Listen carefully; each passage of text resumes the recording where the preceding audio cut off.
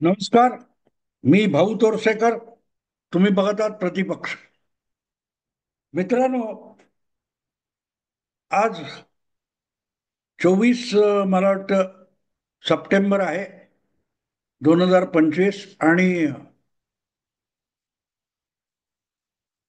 बिहारची राजधानी पाटणा या शहरामध्ये काँग्रेस पक्षाच्या राष्ट्रीय कार्यकारिणीची बैठक झाली.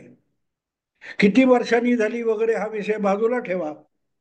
यात काय काय प्रस्ताव वगैरे पारित करण्यात आले याविषयी जी माहिती हाती आली ती बघितल्यानंतर मला धक्का बसला.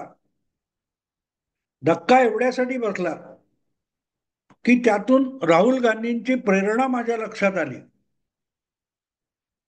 अंतरवाली सराटी या एका नगण्य गावामध्ये आंदोलन सुरू करून राष्ट्रीय आणि मुंबईच्या राजकारणावर प्रभाव टाकणारे मनोज भाऊ जरांगे पाटील यांच्या व्यक्तिमत्वाने आणि कर्तृत्वाने काँग्रेस पक्षाचे हायकमांड सर्वोच्च नेते राहुल गांधी किती प्रभावित झालेले आहेत त्याची प्रचिती ह्या कार्यकारिणीच्या बैठकीमध्ये जे प्रस्ताव वगैरे संमत झाले किंवा बिहारच्या मतदारांना जे आश्वासन दिले त्यातून त्याचं प्रतिबिंब दिसतं की राहुल गांधी हे बिहारच्या जनतेला काय देऊ इच्छितात. तर जरांगे पाटील यांनी महाराष्ट्रातल्या मराठा समाजाला जे मिळवून देण्याचं आंदोलन पुकारलं त्यातूनच राहुल गांधींनी ही प्रेरणा घेतली असावी. अर्थात मनोज जरांगे यांचं जे आंदोलन आहे हे महाराष्ट्रापुरतं आणि महाराष्ट्रातल्या मराठ्यांपुरतं मर्यादित आहे आणि बिहारमध्ये तर मराठे नाहीत. त्यामुळे राहुल गांधी हे बिहारमध्ये मराठ्यांना आरक्षण मिळालंच पाहिजे यासाठी काहीतरी उपोषण करतील आणि मुख्यमंत्र्यांच्या किंवा उपमुख्यमंत्र्यांच्या घरात घुसून माझ्यावर गोळ्या झाडा म्हणून आंदोलन करतील अशी माझी बिलकुल अपेक्षा नाहीये. पण ज्या गोष्टीसाठी जरांगे पाटील यांनी गेली 2 वर्ष, 2.5-3 वर्ष धमाल उडवलेली आहे त्या आंदोलनामध्ये जे मिळू शकत नाही ते मागण्याचा आणि त्यासाठी हजारोच्या हजारो लोकांना रस्त्यावर उतरवण्याचा चमत्कार मनोज जरांगे यांनी घडवलाय. बहुधा राहुल गांधी त्यामुळे प्रभावित झाले असावेत की अरे, इतक्या सोप्या पद्धतीने एवढं मोठं आंदोलन उभं करता येतं आणि एका राज्य सरकारला पळापळ करायची पाळी आणता येते. तर आपणही हा प्रयोग हा बिहारमध्ये प्रयोग म्हणून करायचा आणि नंतर देशव्यापी त्याच आधारावर आंदोलन उभं करून नरेंद्र मोदी सरकार पाडायचं, उलथून टाकायचं असा विचार राहुल गांधींच्या मनात आला असेल तर नवल नाही. कारण शेवटी राहुल गांधींचं उद्दिष्ट सरकार बनवणं किंवा जनहिताचे काही निर्णय घेणं त्यासाठी सत्ता राबवणं असा वगैरे बिलकुल नाही. राहुल गांधींचं उद्दिष्ट साफ आहे. त्यांना सरकार बनवायचं सुद्धा नाही. त्यांना फक्त नरेंद्र मोदी यांना पंतप्रधान पदावरून हुसकून लावायचं आणि ते हुसकून लावायचं असेल तर मग त्यासाठी कुठल्याही मार्गाने मोदी सरकार गडगडून पडेल यासाठी जे जे प्रयत्न करायचे त्या त्या प्रयत्नांसाठी झोकून द्यायचं हे राहुल गांधींनी मनोमन ठरवलेलं आहे. आणि म्हणून तुम्हाला माहितीये मध्यंतरी बांगलादेश, श्रीलंका, तो फिलिपाईन्स किंवा नेपाळ या ठिकाणी जे तरुणांनी विद्यार्थ्यांनी उठाव केले आणि तिथल्या सरकारांना उलथून पाडलं तसंच काहीस भारतात झालं पाहिजे आणि नरेंद्र मोदी सरकार उलथून पडलं पाहिजे यासाठी राहुल गांधी झपाटलेले आणि त्यामुळेच त्यांनी नेपाळच्या सारखं, आता नेपाळमधल्या आंदोलनाला विद्यार्थी आंदोलन म्हटलं गेलं नाही. बांगलादेश किंवा इंडोनेशिया वगैरे जिथे आंदोलनं झाली तिथे प्रामुख्याने ती विद्यार्थ्यांकडून आंदोलनं झाली होती. पण नेपाळ सारख्या छोट्या देशामध्ये जे आंदोलन झालं त्याला जेनजी असं नाव देण्यात आलं.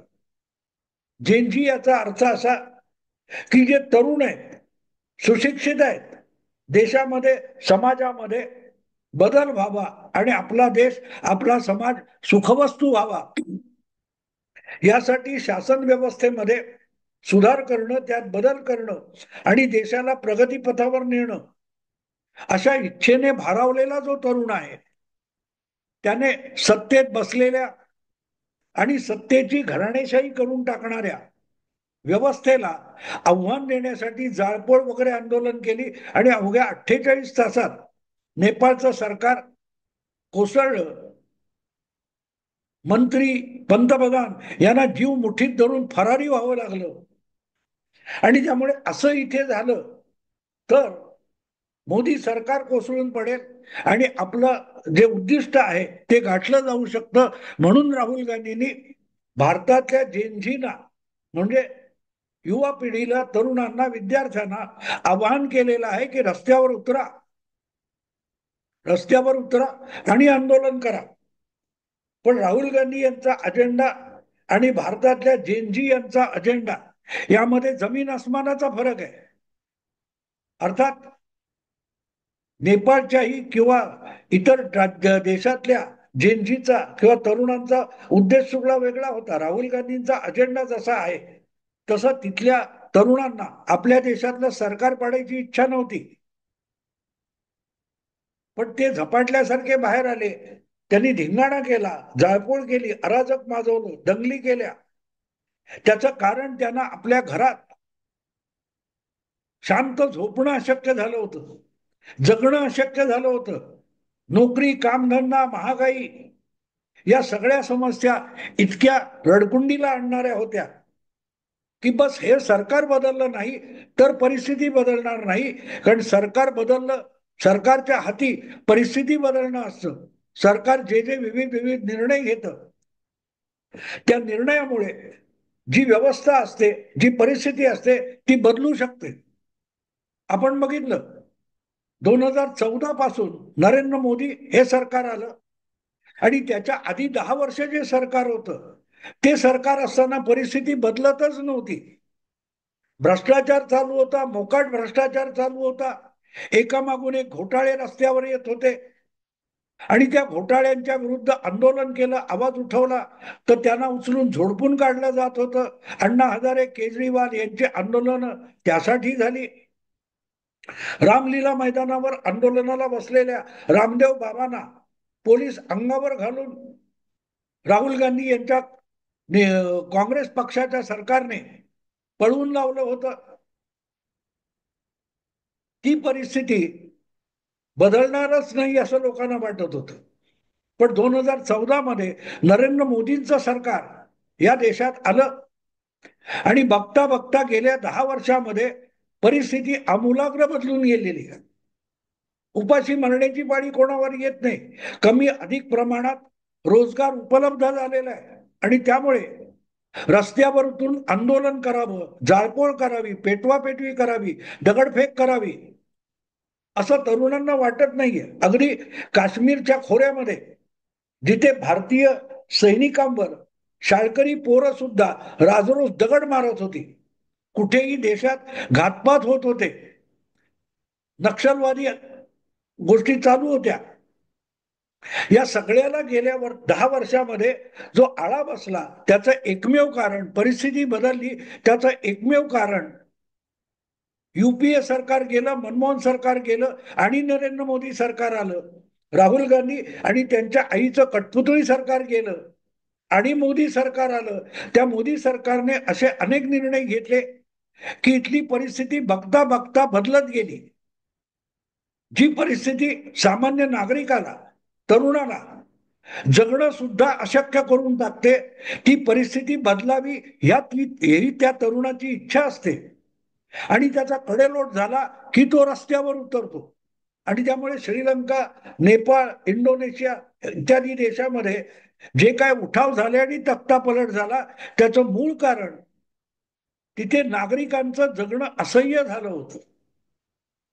त्यातून आंदोलनं उभी राहिली आणि ती सगळी कुठल्याही पक्षाच्या आवाहनाशिवाय उभी राहिली. नेपाळ असो, श्रीलंका असो, फिलिपाईन्स असो, इंडोनेशिया असो, बांगलादेश असो, या देशात ज्या आंदोलनातून तख्तापलट झाला, तुमच्या लक्षात येईल की ती आंदोलनं कुठल्याही एका राजकीय पक्षाने किंवा विरोधी पक्षाने सुरू केली नव्हती, उभी केली नव्हती. राहुल गांधी इथेच गडबडलेले आहेत. त्यांच्या लक्षात येत नाहीये की आपण इतका आटापिटा करतोय मोदी सरकार उलथून टाकण्यासाठी. पण उलथून का टाकायचं? देशात प्रस्थापित संविधानानुसार चालणारं सरकार हे उलथून कशाला टाकायचं हे राहुल गांधींना कळलेलं नाही. कळलेलं नाही.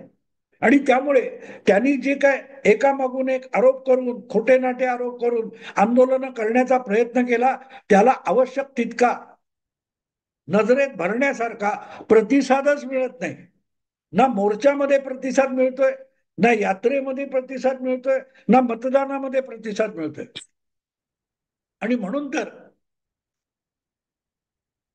1.25 वर्षापूर्वी झालेल्या लोकसभेच्या तिसऱ्या निवडणुकीत परत एकदा नरेंद्र मोदी यांना यश मिळालं, भरे बहुमत हुकलं, तरी तिसऱ्यांदा पाठोपाठ नरेंद्र मोदी हे पंतप्रधान झाले. आणि त्याचं एकमेव कारण असं आहे की लोकांचं जीवन अतिशय सुखी आणि ऐषारामी करण्याचं कुठलंही आश्वासन मोदींनी दिलेलं नव्हतं. पण देशाला विकासाकडे घेऊन जाताना अधिकाधिक लोकसंख्येचं नित्य जीवन सुसह्य आणि समाधानी व्हावं, यासाठी आपण प्रयत्न करू, हे मोदींनी सांगितलं होतं.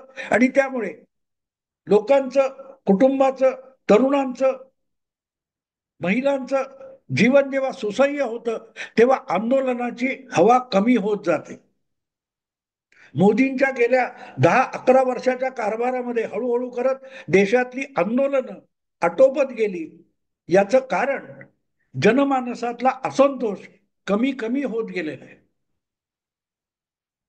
आणि म्हणून राहुल गांधी यांना कितीही वाटत असलं जेनजीचं आंदोलन झालं पाहिजे, तर ते भारतात होऊ शकत नाही, ही जितकी वस्तुस्थिती आहे. पण त्याच वेळेला अगदी काल परवा आपण बघितलं, ऐन गणेशोत्सवामध्ये मुंबईत मराठा आरक्षणाच्या निमित्ताने जे भयंकर भीषण आंदोलन झालं,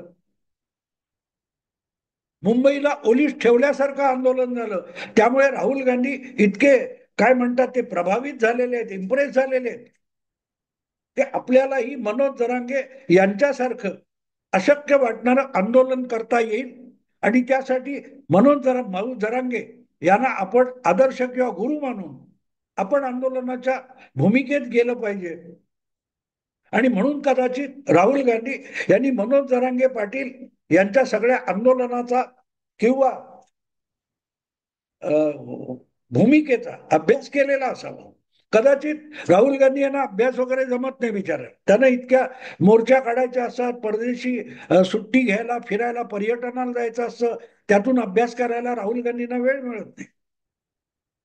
त्यामुळे त्यांनी आपल्या रिसर्च टीमला किंवा कुठल्या तरी रिसर्च एजन्सीला काम दिलं असेल, आणि त्या रिसर्च एजन्सीने मनोज जरांगे पाटील यांच्या आंदोलनाचं इप्सित किंवा रहस्य शोधून काढलं. ते रहस्य असं आहे की जे सरकारला करणं अशक्य आहे, देणं अशक्य आहे, कायद्याच्या चौकटीत बसत नाही, अशी मागणी करायची आणि त्यावरून लोकांची माथी इतकी भडकवायची की लोक ती मागणी पूर्ण करण्यासाठी रस्त्यावर उतरलीच पाहिजेत.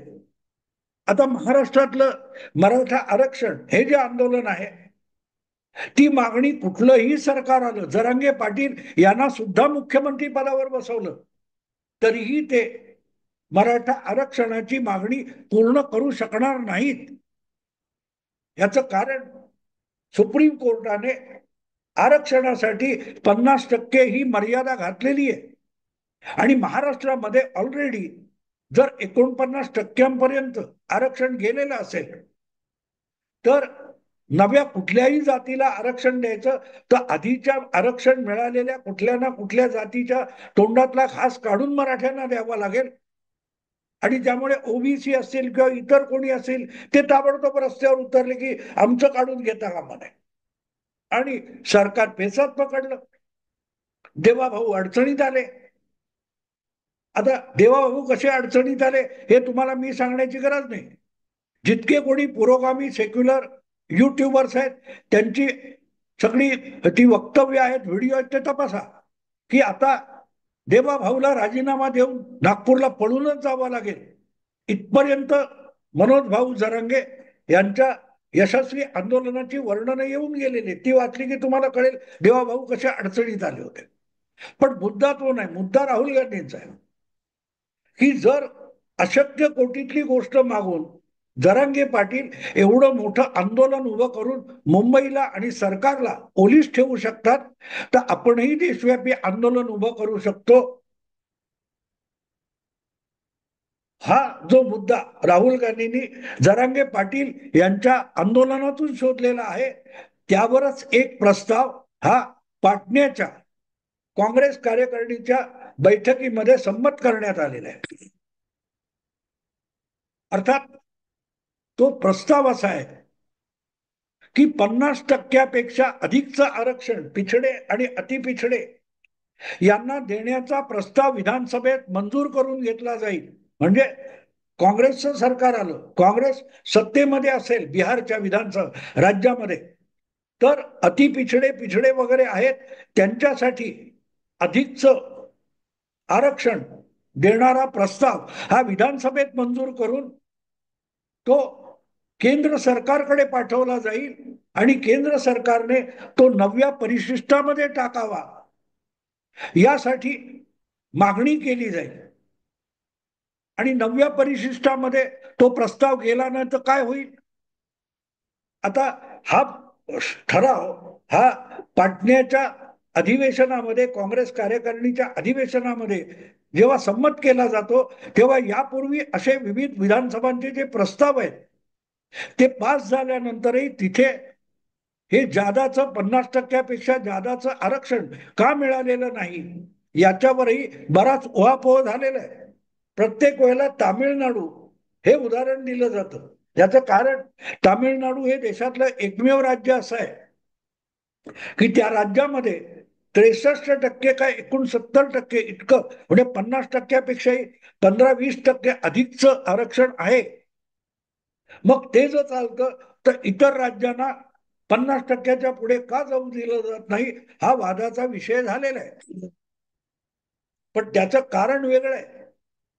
त्याचं कारण असं आहे की ते तमिळनाडूचं आरक्षण आणि तो प्रस्ताव आणि तो कायदा हा 9व्या परिशिष्टामध्ये घटनेच्या टाकलेला आहे.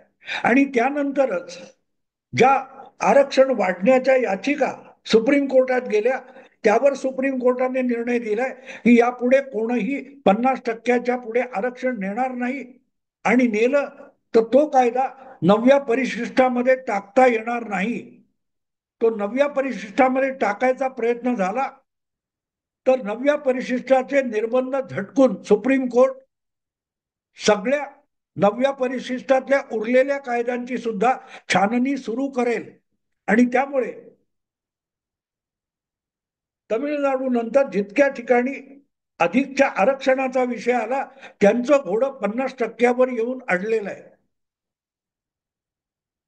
हरियाणामध्ये जाट, राजस्थानमध्ये गुज्जर आणि गुजरातमध्ये पटेलांचं जे आरक्षण आंदोलन होतं ते तिथेच फसलं. आणि त्या आंदोलनाचा, गुजरातच्या आंदोलनाचा जो नेता होता हार्दिक पटेल, तोच शेवटी उठला आणि भाजपत दाखल झाला, आमदार आहे भाजपचा. असो, मुद्दा तो नाही. पण असं काहीतरी मागायचं की जे अशक्य आहे हे जर जरांगे पाटील यांनी केलं असेल तर आपण जरांगे पाटलांना गुरु मानू आणि आपण सुद्धा बिहारमध्ये हा प्रयोग करू की जे अशक्य कोटीतला आहे. बिहार विधानसभेने प्रस्ताव केला म्हणून भारत सरकार त्यांनी केलेला 50%पेक्षा अधिक आरक्षणाचा कायदा किंवा प्रस्ताव 9व्या परिशिष्टामध्ये टाकायची बिलकुल शक्यता नाहीये. पण नाही टाकलं म्हणून आंदोलन पेटवता येईल आणि मग देशभर पेटवता येईल आणि मग मोदी सरकार उलथून पाडता येईल. राहुल गांधींचं उद्दिष्ट आरक्षण नाही किंवा सरकार बनवणं नाही किंवा जनतेच्या हिताचं काही करायचं असं राहुल गांधींचं उद्दिष्टच नाहीये. राहुल गांधींचं उद्दिष्ट मोदी सरकार उलथून पाडणं आहे आणि त्यासाठी अराजक आणि आंदोलन आवश्यक आहे. आणि ते आंदोलन जर जेन जी करत नसतील, भारतातले तरुण करत नसतील, विद्यार्थी करत नसतील, तर मग महाराष्ट्रातल्या मराठा आरक्षणासारखं आरक्षणावरून बिहार पेटवायचा आणि ती आग देशभर घेऊन जायची. यासाठी बहुधा राहुल गांधी यांनी जरांगे पाटील यांना मनातल्या मनात गुरु म्हणून हा असला प्रस्ताव हा पाटण्याच्या काँग्रेस वर्किंग कमिटीमध्ये पास करून घेतलेला असावा. असो मित्रांनो, आता थांबतो. आवडलं लाईक करा, शेअर करा आणि प्रतिपक्षाला सबस्क्राईब करा. नमस्कार.